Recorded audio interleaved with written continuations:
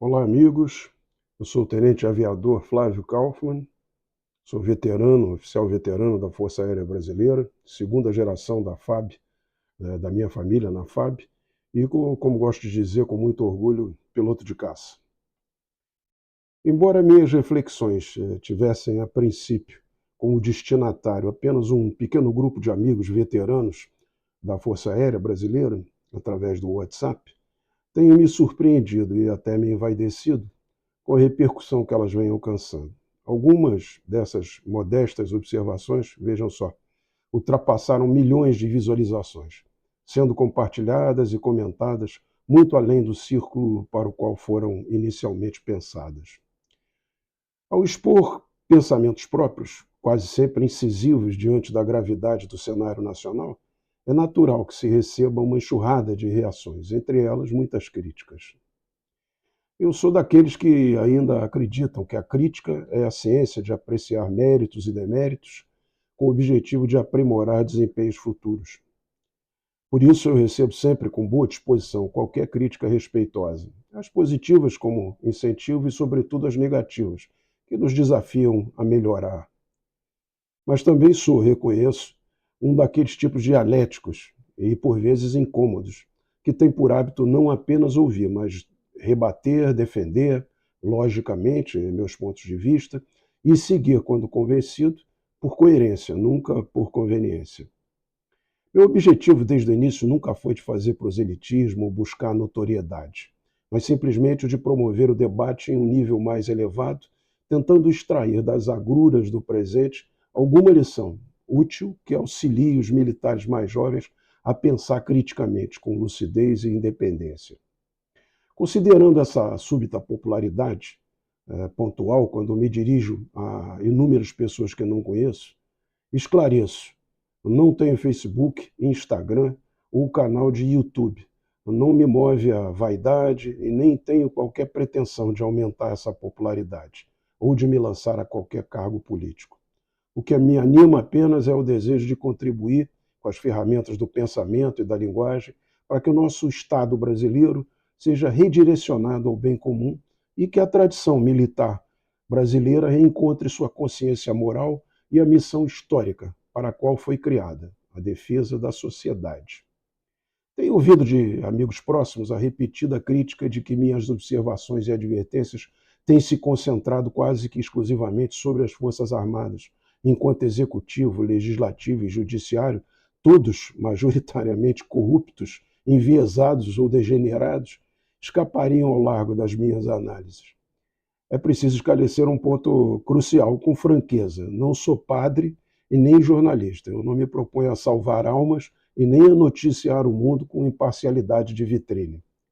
Sou apenas alguém que, tendo vivido e servido durante um bom tempo nas fileiras da farda, conhece por dentro a cultura, os valores e as contradições da caserna. É natural, portanto, que meus textos terminem por incidir sobre esse universo. Quem me lê com honestidade verá que as críticas não se dirigem ao militar em abstrato, muito menos à força em si, mas ao Estado em decomposição, que já ultrapassou em muito suas funções constitucionais e agora se volta contra o povo. E o mais trágico, com a ajuda de seus próprios guardiões. Mas um Estado autoritário, como o que se tenta hoje insidiosamente implantar no Brasil, não se ergue apenas sobre discursos ideológicos ou canetadas legislativas. Ele se consolida invariavelmente por meio de um aparato repressivo, sustentado por uma espécie de policialismo, pela cooptação da mídia e, sobretudo, pelo beneplácito tácito ou explícito das Forças Armadas. Sem essa engrenagem de coerção e sem o silêncio conivente daqueles que detêm o monopólio da força, nenhum regime de exceção se estabelece. Desse modo, a toga que prende arbitrariamente e a farda que consente em silêncio são, portanto, irmãs de um mesmo desvio, da vocação republicana traída. Outra crítica, essa mais sutil e vinda, sobretudo de militares da ativa e de veteranos hesitantes, é que, embora eu não pregue abertamente, estaria a sugerir que a única saída possível para o abismo em que estamos metidos seria uma ruptura institucional pelas Forças Armadas, e não através do processo eleitoral esperando uma mudança congressual em 2026. Nesse caso, eu imagino que significaria não fazer nada, né, até as eleições do próximo ano. Ora, aqueles que assim pensam, eu afirmo: alguém armado ao lado de um ladrão que nada faz para coibir o assalto é simplesmente um cúmplice. Hoje, me parece fora de dúvida que há um plano em curso para submeter o Brasil a uma cleptocracia de feição comunista, para o gáudio de uma casta política patrimonialista. E nesse processo, a sociedade, a quem o Estado deveria servir e que é o verdadeiro patrão das Forças Armadas, está sendo espoliada. Permitir que isso continue não é obediência, isso é traição. Ainda quanto às apostas de mudança no Congresso em 2026, é bom lembrar que essa esperança repousa sobre o frágil pressuposto de que o atual sistema eleitoral seja confiável, quando tudo em 2022 apontou para o contrário. Essa crença demais carece de uma análise pragmática, no sentido filosófico defendido por William James, que julga a verdade de uma ideia por seus efeitos práticos. Qual o benefício concreto, real e mensurável que cruzar os braços agora e aguardar passivamente o provável trambique de 2026 poderia produzir? Nenhum. Pelo contrário, o que acontecerá até lá é a deterioração contínua das liberdades, a progressiva degradação das instituições e o avanço de uma máquina de poder que não dá sinais de parar, e sim de se sofisticar.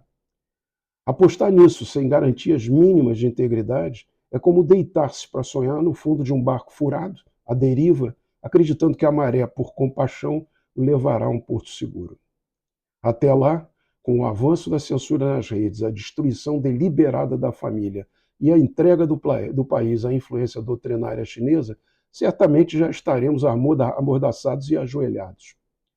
Aos amigos militares que ainda dizem que esse é apenas mais um governo, que passará como tantos outros e que os cães ladram e a caravana passa, lembro que Bertrand Russell chamava isso de indutivismo, que é a crença cega de que o futuro imitará o passado.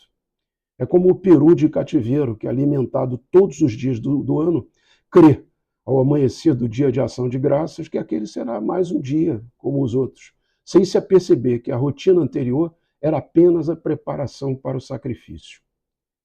E ninguém se engane, já estamos diante de uma crise, não estamos diante de uma crise comum, mas de uma inflexão histórica. Quando as instituições se tornam instrumentos de opressão e a legalidade serve apenas para disfarçar a tirania, o silêncio dos justos deixa de ser neutralidade e se torna endosso. Nesse cenário, a omissão, seja da sociedade ou mesmo dos militares, que dela fazem parte, não é prudência nem cautela, é abdicação moral. E toda abdicação, cedo ou tarde, apresenta a sua fatura. Não apenas aos que se omitiram, mas sobretudo a nossos filhos e netos, os inocentes que herdarão os escombros de uma pátria entregue, não por força maior, mas por fraqueza interior. Quando a covardia se disfarça de disciplina e a conveniência se mascara de legalismo, o que se semeia é um legado de ruína moral. E serão os que ainda nem têm voz, os encarregados de recolher os cacos da República, reconstruindo, com sacrifício e vergonha, aquilo que os homens do presente preferiram calar a defender. Muito obrigado, um abraço a todos.